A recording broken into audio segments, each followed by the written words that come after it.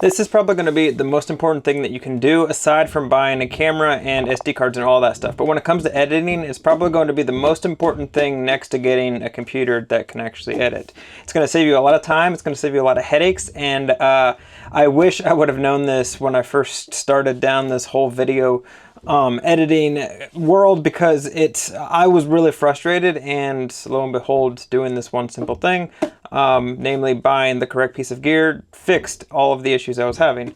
When I first started editing photos and everything else, I had come from music, and typically in music, this is going to be one of the most common spinning hard drives that you can get. It's a LaCie or a LaCie, depending on who you ask, and basically, just to put it in simple terms, it's basically a super rugged hard drive that spins. It has like internal components that spin, and you can find them for relatively, they're pretty inexpensive.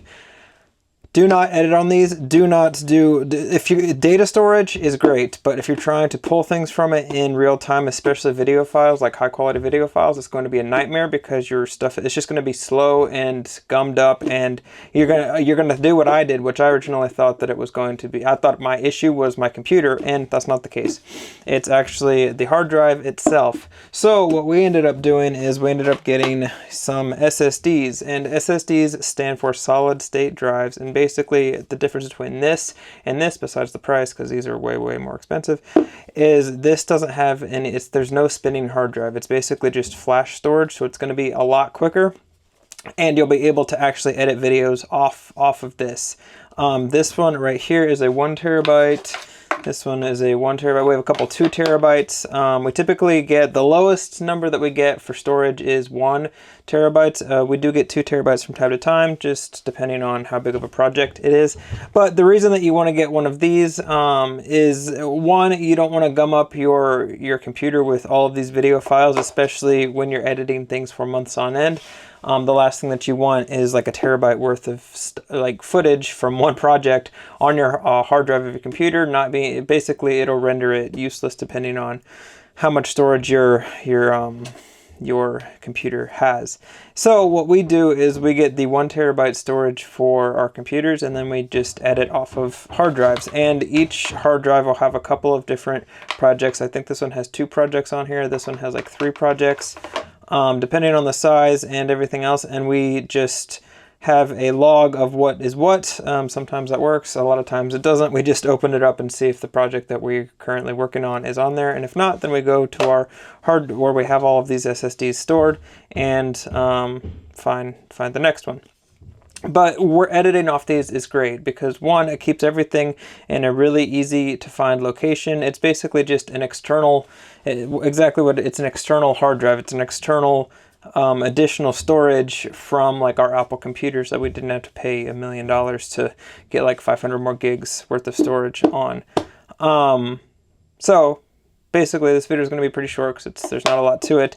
But if you're looking, or if you're having issues with your editing flow for videos, it could be other things, but I'm willing to bet that it's probably something to do with your storage, especially if you're editing off of a spinning hard drive like this, or like any other spinning hard drives that you may have.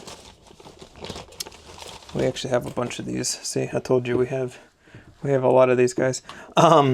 So if you're having issues with your storage and everything else, maybe try getting a T7 or any other kind of SSD. I personally recommend the Samsung T7s. They've been flawless for us. They even make a rugged version which has like rubber all over the it honestly kind of looks like this. There's rubber just surrounding the entire hard drive. I don't know if that's completely necessary or not, if I'm being completely honest. But if you don't have an SSD, these are really good to start with. They also make a T5 that's a little bit cheaper.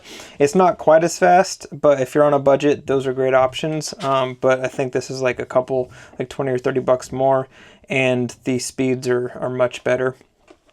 Yeah, if you use anything different, please let me know. I know there's a couple of other brands that people swear by, but these are the ones that we have used thus far, and they have yet to fail us. We have like 6 or 7 of them, and they just keep running. Yeah, if you have any more questions, feel free to put them down in the comments. And with that, I will see you guys next week for another gear-related long-term video.